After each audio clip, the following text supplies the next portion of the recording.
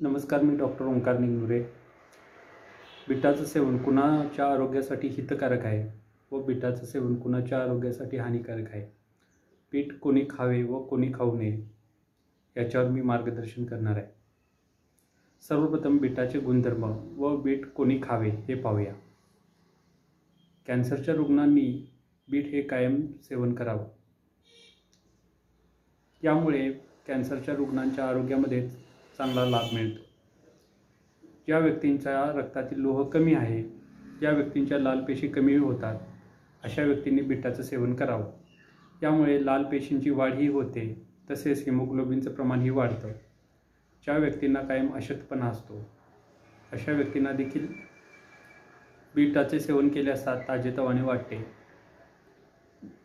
जी बालके अंडरवेट आहेत, कुपोषित आहेत, अशा व्यक्तींनी बीटाचं सेवन केले असता त्यांच्या वजनामध्येही वाढ होते। डिमेन्शिया नावाच्या आजारामध्ये 5-10 मिनिटाच्या वरती माणसाला काही लक्षात राहत नाही, विस्मरण मोठ्या प्रमाणात होते। अशा व्यक्तींना डॉक्टर बीट खाण्याचा सल्ला देतात। ज्या व्यक्तींचा BP हा अनियंत्रित असतो, कायम वाढलेला असतो, बीटाच्या सेवनाने अनियंत्रित BP हा नियंत्रित व्हायला लागतो। हार्ट फेल्युअर, हार्टच्या मसल वीक होणे, या रुग्णांनी जर बीटाचं सेवन नियमित केले असता काही अंशी हार्टच्या मसल रिपेअर होण्यामध्ये मदत होते। ज्यांना इरेक्टाईल डिसफंक्शन आहे, सेक्शुअल स्टॅमिना कमी आहे, अशा व्यक्तींनी बीटाचं सेवन नियमित करावं, कारण याच्यामध्ये नायट्रिक ऑक्साईड असतं। ज्या लोकांना परफॉर्मन्स वाढवायचा आहे, ॲथलेटिक आहेत, खेळाडू आहेत, अशा व्यक्तींनी बीटाचं सेवन कायम करावं। ज्या व्यक्तींना पोट साफ होत नाही, त्यामुळे उष्णता वाढते, अशा व्यक्तींनी बीटाचं सॅलड स्वरूपात दररोज वापर केला असता कॉन्स्टिपेशन ही दूर होते। तसेच बीटाचं सेवन कायम केले असता रोगप्रतिकारक क्षमता ही चांगली होते।